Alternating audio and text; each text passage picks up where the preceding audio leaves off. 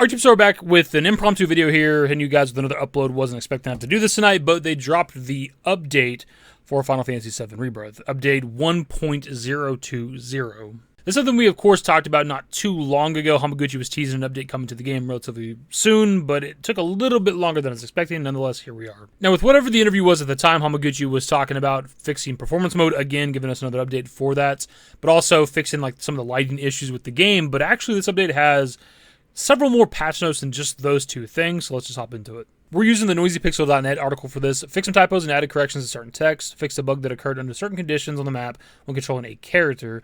Fix an issue where certain abilities by Red 13 could be easily canceled during battle. Didn't know that was a thing. Fix a bug that caused enemies to abruptly stop under certain conditions during battles. Haven't experienced that either. Fix a progress bug that occurred under certain conditions during quests.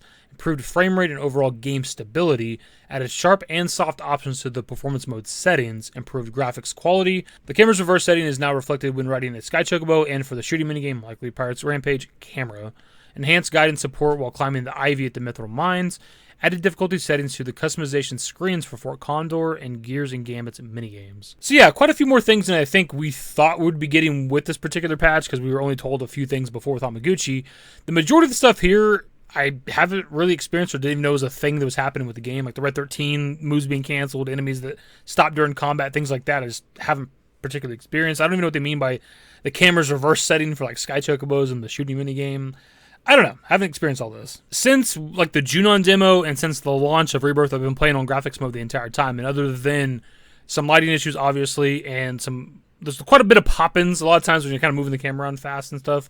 But besides those particular things, I really haven't had any issues at all with the game. One thing that kind of stands out from these patch notes for me is there's nothing that directly addresses the lighting issue. I mean, they did say like improved graphics quality, which I guess could technically be that.